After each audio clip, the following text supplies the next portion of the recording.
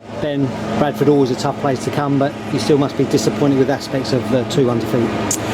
I mean, the result's always disappointing when you don't win the game, but for me, I know we can play so much better than that, which is the frustration. So there's lots we want to change and improve going into next week, and there was some good in the game. There was lots of good in there. There's lots of basic things that we've prided ourselves on over this period of pre-season, and we just fell away from that today. And we need to get back to that very quickly on Tuesday. And I'm positive we can pick up wins quickly with what we've got. We just need to hit our own levels. Yeah, and of course we got off to a great start as well. A good high press against a defender and a goalkeeper results in another. You said it on Wednesday night. You want your centre forwards to be scoring from that kind of area. Exactly, that's what we brought Joe into the club for. He pressed really well. And it's a clever finish again. It's an instinctive one, and that's what he's a little bit different to what we've got. So, really pleasing start from him. 2 in 2. Really pleasing debut, league debut for Owen Goodman today. As I say, there's positives in there, lots of positives, and the frustration for us as a coaching staff is we see day in, day out, we see the pre-season performances, and we know how much better we can play. We've got to make sure that we do that next week. And 2 positives were after they scored both goals.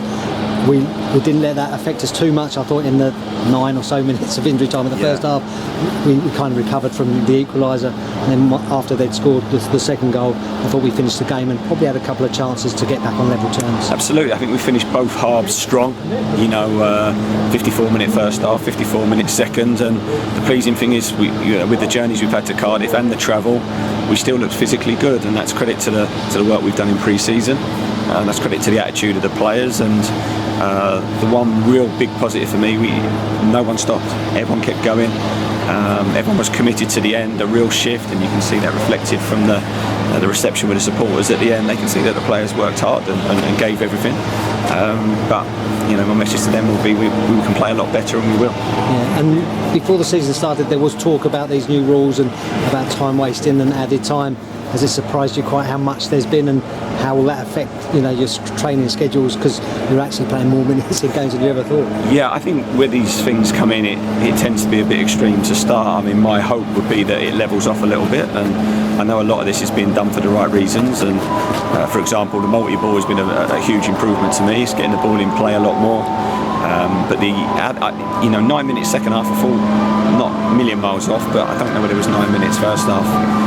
And we have to be careful. There's so many games, so many journeys, and we've got to be careful that we don't injure players and we don't burn players out. It's a heavy schedule as it is, and we worked it out the other day. We're looking at an extra 8 games a season with the way things are going. It needs to be looked at, and there needs to be a balance found, I think, so that we're still getting the ball in play time that everyone wants, but we're also not endangering the welfare of the players.